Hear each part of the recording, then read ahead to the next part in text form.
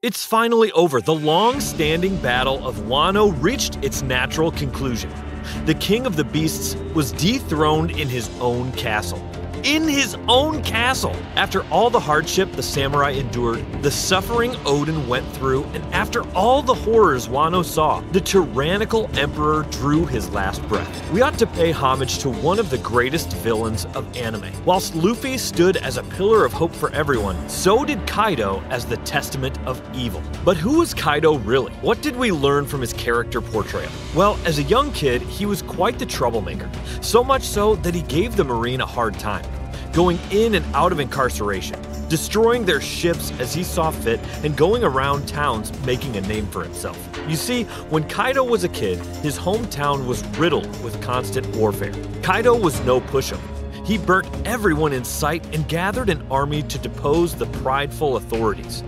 Alas, he was caught and chained, then sold off to the Marines at a hefty price. But knowing Kaido, it was only a matter of time till he escaped and was recruited by Rocks. Whitebeard personally approached him after acknowledging his strength. However, Oda slipped in a clue as to what could have happened in God Valley. Big Mom's reaction and her blame insinuate that Kaido cost Rocks the battle. In order to cement himself as the strongest, he had to eliminate his competition. And what better way to do it than betray Rocks to the Marines? Afterward, Kaido went on to form his own nation in Onigashima with King as his right-hand man. He quickly rose to the ranks of emperor and became an invincible force of nature. He ruled with an iron fist and dreamt of taking down the celestial dragons. Who is Kaido, you ask? He was the one who invaded Wano with a goal in mind, hence why he started manufacturing weapons and artificial devil fruits with the help of Don Flamingo and Caesar. His operation was going seamlessly until a stubborn rubber freak decided to invade. After Don Flamingo's defeat and Caesar's capture, Kaido grew restless and anxious. He fell from the heavens and took out his frustration on Kid and his gang. He swore to unleash hell upon everyone and made good on his word. Because when the Straw Hats entered Wano, it was completely depleted and run down, as opposed to when Oden was alive. Kaido silenced him through lies and deceit, then went after his family and samurai retainers. A vicious monster with an agenda. With the help of Orochi, they were close to achieving their goal. Unfortunately for Kaido, one fateful evening, Luffy, Kid, Law, and the samurai invaded without warning. But Kaido was unbothered, unfazed in fact. His army outnumbered theirs, and he also had the Tobirapo and 3 calamities by his side. Did I also mention that Big Mom was there?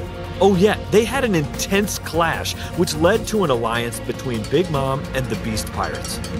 Kaido was on top of the world. His feast was lavish and the extravagance was sickening. Statistically, Kaido and Big Mom were the best bet for acquiring the One Piece, given their army, their poneglyphs, and their combined strength and experience. Who would have stopped them? Shanks? Blackbeard? The world government? No. Just some kid with huge dreams and ambitions. Now you know Kaido is tough when he took on several opponents without batting an eye.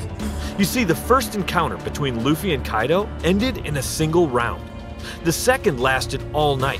Kaido fought throughout without as much as a break, and all this while holding up Onigashima with his flame clouds. Basically, he wiped the floor with everyone whilst conserving energy. If that isn't a boss move, then I don't know what is.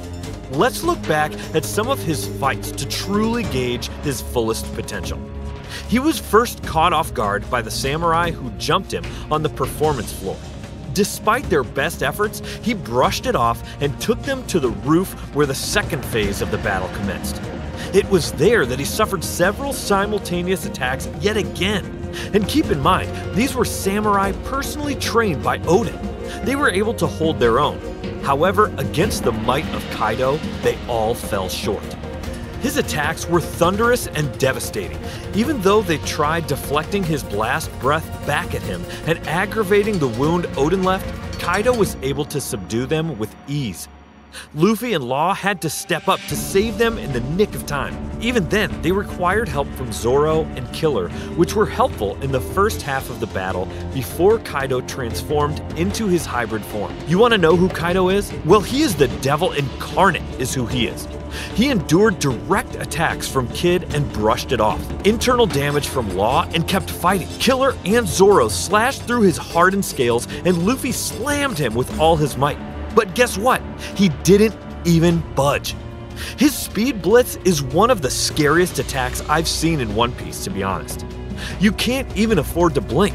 My guy was out here changing the weather using his aura for crying out loud. Even after all of that, he still managed to defeat Luffy and throw him into the ocean, only to go another round with Yamato. I done told you this guy doesn't know when to quit.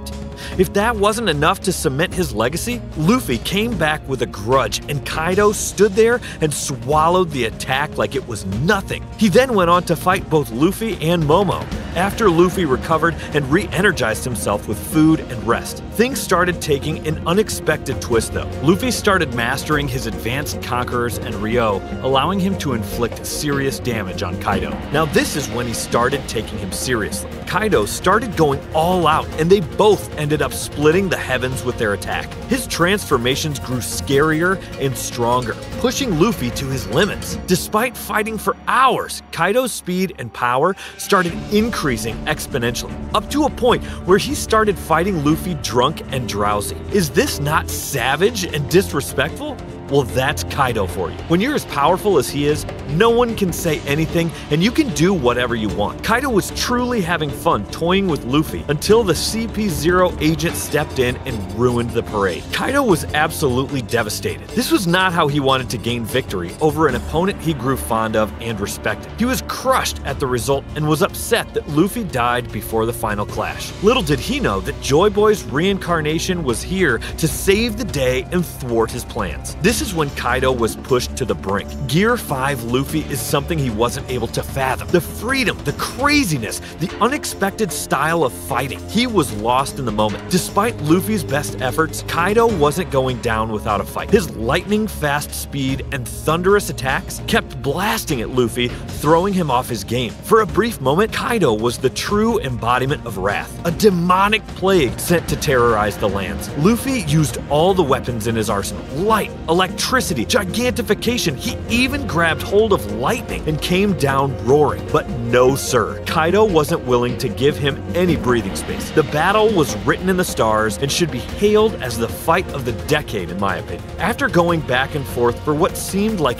eons, Luffy placed all his eggs in one basket for one final attack: the Bajrang gun. This is where we saw Kaido's ultimate form, the flaming drum dragon. The sizzling heat emanating from his scales was capable of slicing through Onigashima as if it was butter. The battle had come to its natural conclusion and Kaido succumbed to the might of Joy Boy. It is sad to see such an iconic character depart after all the epic moments he shared with us. I have nothing but respect for him. As a One Piece character, he was the perfect villain for Luffy's ascension towards becoming Pirate King. Kaido was the punching bag Luffy needed to level up, the invincible powerhouse who shaped our protagonist into becoming a monster as well. Wano might not miss his cruelty, but we as fans will surely miss his courage and indomitable will. May he rest in peace.